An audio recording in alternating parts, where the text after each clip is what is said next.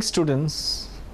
Today I shall be discussing with you on the principles of curriculum construction. Students, the term curriculum is derived from the Latin word curri, which means a kind of route which the learner travels. All the activities going on the school or outside school is called curriculum.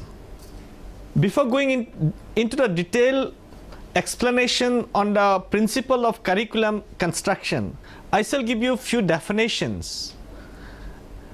Curriculum comprises all the learning which is planned and guided by the school, whether it is carried on in group or individually inside or outside of the school. This is a definition given by Kerr. And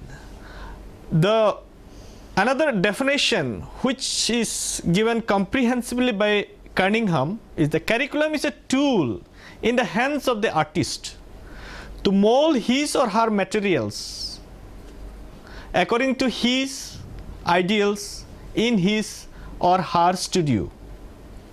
This is a comprehensive definition which is being given by Cunningham. Basic principles for curriculum construction. It is an organization in a scientific process which involves basic principle on its credibility exists. It is not just collection of topics because it reflects the ethos of the society, themes of the subject and learning viability. Based on this explanation, I shall give you few principles of curriculum construction. The first principle is the principle of child-centeredness and community-centeredness. It is a curriculum which is mainly for the student. So the age, interest, capability, capacity, aspirations, need and psychology of the learner should be taken into an account. And the local needs of the learner should also reflect the values of democracy, the ethos, and main concern of the country. The second principle, it is the principle of balance. It is also called the principle of integration. The curriculum should integrate the cognitive, affirmative, psychomotor objectives and the abilities of the learners. Child activities and the needs of the society should be related to the social environment of the students. The third principle is the need and utility. Curriculum helps in fulfilling the various needs of the learner. Each learner has the need which are generally related to physical, emotional and social development so that the child can live a fruitful life and self-fulfilling life. Curriculum should provide rich experiences, both academic and social, to the students.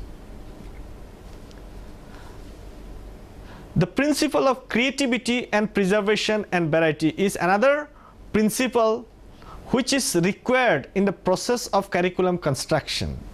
It refers to the place, the people in the place of the discoverer, and provisions should be made for learners to have creative type of activities. And the principle of conservation refers that conservation and transmitting the knowledge, tradition, the culture and civilization. And based on this, the principle of variety refers in the classroom that there are different types of students on the basis of intelligence, ability, aptitude and attitude. The curriculum should satisfy the variety of knowledge, varying interests, needs of the students. And the next principle that we shall be discussing is the principle of flexibility. Flexibility is an important part of curriculum development. It should be given enough time and sufficient chance to the students to search their own example and experience from their surroundings. My dear student, these are the basic principles that we have to keep in mind while preparing a curriculum for any institution, so that it is an imperative that present curriculum should be recognized in the light of the principle mentioned above. So, dear student, with this, today I come into the conclusion of my class on preparation of curriculum studies. Thank you.